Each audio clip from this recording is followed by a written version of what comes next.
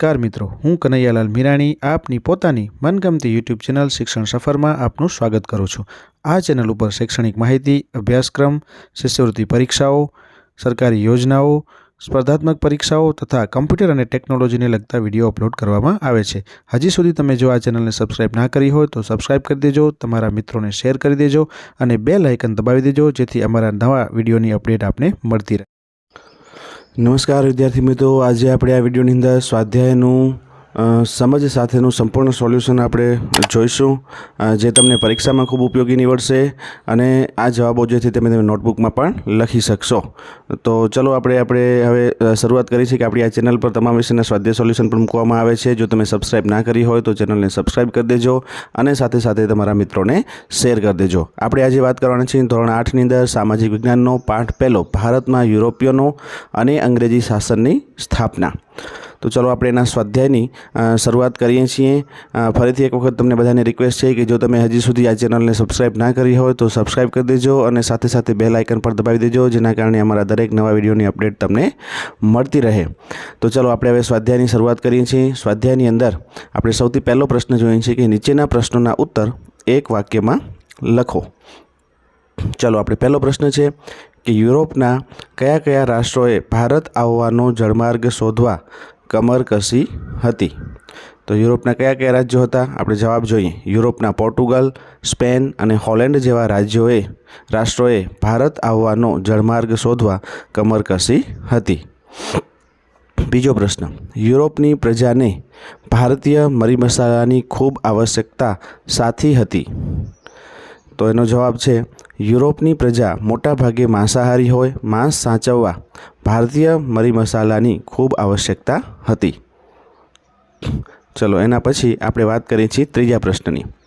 તો કયા યુદ્ધના પરિણામ સ્વરૂપ બંગાળમાં દ્વિમુખી શાસન પદ્ધતિ અમલમાં આવી? તો એનો જવાબ આવશે બક્સરના યુદ્ધના પરિણામ સ્વરૂપ બંગાળમાં દ્વિમુખી શાસન પદ્ધતિ અમલમાં આવી। ચોથો પ્રશ્ન, કયા ધારા અન્વયે સર્વોચ્ચ અદાલતની સ્થાપના થઈ? તો એનો જવાબ છે ઈસવીસન 1772 નિયામક ધારા અન્વયે ભારતમાં સર્વોચ્ચ અદાલતની સ્થાપના થઈ। ચલો એના પછી બીજો પ્રશ્ન જે છે 2A ટૂંક નોંધ લખો। તો આપણે પ્રશ્ન 2A અંદર પહેલો જે છે પ્લાસીનું યુદ્ધ ઈસવીસન 1757માં જે થયું હતું તે, તો એના વિશે ટૂંક નોંધ લખીએ છીએ આપણે જોઈએ। તો માર્ચ 1757 ફ્રેન્ચ વસાહત પર અંગ્રેજોએ આક્રમણ કરી નવાબના સાર્વભૌમત્વને પડકાર્યું। પછી 23 જૂન 1757ના રોજ ક્લાઇવના નેતૃત્વ હેઠળ અંગ્રેજ સેના અને નવાબની સેના વચ્ચે મુર્શિદાબાદ પાસે આવેલા પ્લાસી નામના સ્થળે યુદ્ધ થયું।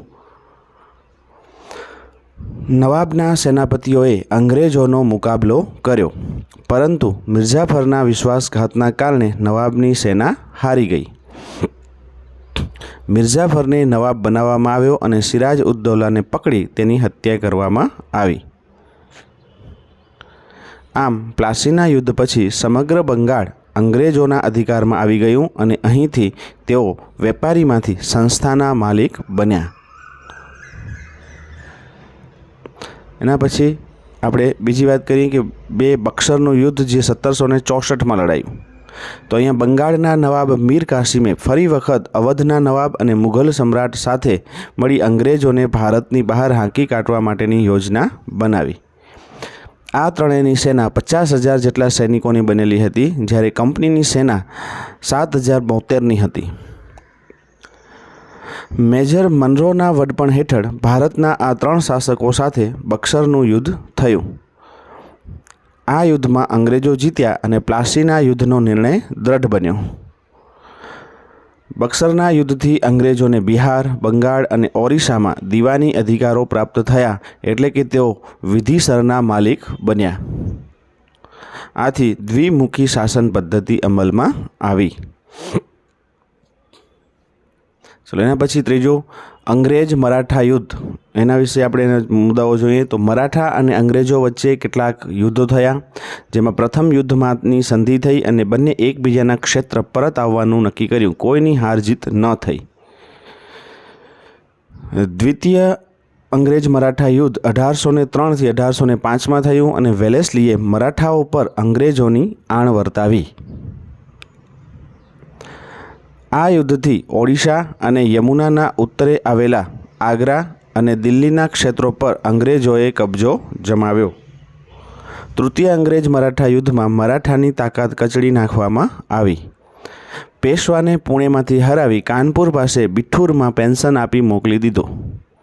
હવે વિંધ્યાચલથી લઈ દક્ષિણના બધા જ ભાગ પર કંપનીની સત્તા સ્થપાઈ. આમ સંપૂર્ણ ભારત પર બ્રિટિશ સત્તાની સ્થાપના થઈ. ચલો એના પછી ચોથું છે મૈસૂર વિગ્રહ.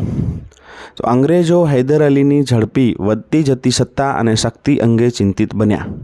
તેથી મૈસૂર રાજ્ય સાથે 4 મૈસૂર વિગ્રહ થયા. આ યુદ્ધ પૈકી 2 યુદ્ધો હૈદર અલી સાથે અને બીજા 2 યુદ્ધ હૈદર અલીના શક્તિશાળી પુત્ર ટીપુ સુલતાન સાથે થયા. પ્રથમ મૈસૂર યુદ્ધ અનિર્ણિત રહેલ હોય પરિણામ આવ્યું નહીં અને દ્વિતીય મૈસૂર વિગ્રહ સમયે ઈસવીસન 1782માં હૈદર અલીનું મૃત્યુ થતાં યુદ્ધ ચાલુ રહ્યું. છેવટે બંને પક્ષે સંધિ થઈ. તૃતીય મૈસૂર વિગ્રહમાં ટીપુ સુલતાન હાર્યો અને તેની ભયંકર હાનિ થઈ. ચતુર્થ મૈસૂર વિગ્રહમાં ટીપુ સુલતાન વીરગતિ પામ્યો અને અંગ્રેજોએ એક શક્તિશાળી શાસનને ખતમ કરી પોતાના સામ્રાજ્યને દ્રઢ બનાવ્યું. અંગ્રેજોએ મૈસૂર રાજ્ય અગાઉના વાડીનાર રાજવંશને સોંપ્યું અને તેના ઉપર સહાયકારી સંધિ લાદવામાં આવી. ચલો એના પછી પ્રશ્ન 2બ, નીચેના પ્રશ્નોના ઉત્તર લખો. એમાં પહેલો પ્રશ્ન, યુરોપિયન પ્રજાને ભારત તરફનો જળમાર્ગ શોધવાની ફરજ પડી, વિધાન સમજાવો. તો અહીંયા જોઈ શકો છો જવાબ આપણે ઈસવીસન 1453માં તુર્કોએ કોન્સ્ટેન્ટિનોપલ જીતી લીધું. ભારત અને યુરોપ વચ્ચેના વેપારનું તે મુખ્ય મથક હતું. યુરોપવાસીઓએ ભારતના મરી મસાલાની ખૂબ જરૂર હતી.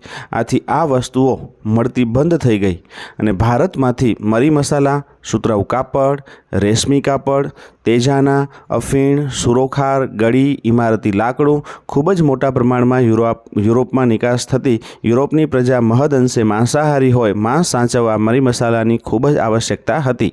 પરિણામે યુરોપિયન પ્રજાને જમીન માર્ગે થતો વેપાર બંધ થવાથી નવો જળમાર્ગ શોધવાની ફરજ પડી. ચલો એના પછી બીજો પ્રશ્ન, બ્રિટિશ પોલીસ તંત્ર વિશે મુદ્દાસર નોંધ લખો. તો અહીંયા લશ્કર જેટલું જ મહત્ત્વનું બ્રિટિશ પોલીસ તંત્ર હતું, જેની શરૂઆત ગવર્નર જનરલ કોર્નવોલિસે કરી હતી. પરંપરાગત ભારતીય સામંતશાહી પોલીસ ખાતાની જગ્યાએ તેણે આધુનિક પોલીસ ખાતાની સ્થાપના કરી. જિલ્લા કક્ષાએ પોલીસ અધિકારી તરીકે જિલ્લા પોલીસ અધિક્ષક એટલે કે ડીએસપીની નિમણૂક કરી. વિભિન્ન જગ્યાએ પોલીસ સ્ટેશનની શરૂઆત કરાવી. તેના ઉપર એક ફોજદારની નિમણૂક કરી. ગામડામાં ચોકીદારની નિમણૂક થતી. પોલીસ તંત્રમાં પણ ઉચ્ચ હોદ્દાઓ પર માત્ર અંગ્રેજો જ રહી શકતા. ભારતીયો સિપાહી એટલે કે કોન્સ્ટેબલ કક્ષાએ કામ કરતા. ચલો એના પછી ત્રીજો પ્રશ્ન, ભારતની પ્રજા માટે વિદેશી શાસન અને વિદેશી કાયદો એ બંને અસ્વીકાર્ય છે. આ ગાંધીના વિધાનને સમજાવો. ચલો પહેલું એની અંદર આપણે બ્રિટિશ વહીવટતંત્રને આધુનિક વહીવટતંત્ર કહી શકીએ, પરંતુ તેનો ઉદ્દેશ્ય ભારતમાં બ્રિટિશ સામ્રાજ્યને મજબૂત બનાવવાનો હતો. એટલે ભારતીય આ વહીવટી તંત્રનો પૂરતો લાભ લઈ શક્યા નહીં. અંગ્રેજોએ નિરંકુશ રીતે ભારતીયો વિરુદ્ધ આ કાયદાઓ દ્વારા વ્યવહાર કર્યો. એટલે બ્રિટિશ શાસનથી ભારતમાં એક અવિશ્વાસનું વાતાવરણ ઊભું થયું. પ્રબુદ્ધ ભારતીયોએ તેનો વિરોધ કર્યો અને મહાત્મા ગાંધીએ લખ્યું કે ભારતની પ્રજા માટે વિદેશી શાસન અને વિદેશી કાયદો એ બંને અસ્વીકાર્ય છે, કારણ કે તેનાથી ભારતીય જનતાની સુખાકારીને બદલે બ્રિટિશ સ્વાર્થની મૂર્તિ થાય છે. ચોથું, દ્વિતીય અંગ્રેજ મરાઠા યુદ્ધના પરિણામો જણાવો. તો અહીંયા દ્વિતીય અંગ્રેજ મરાઠા યુદ્ધ ઈસવીસન 1803થી 1805માં થયું અને વેલેસ્લીએ મરાઠાઓ પર અંગ્રેજોની આણ વર્તાવી. આ યુદ્ધથી ઓડિશા અને યમુનાના ઉત્તરે આવેલા આગ્રા અને દિલ્હીના ક્ષેત્રો અંગ્રેજોના કબજામાં આવ્યા.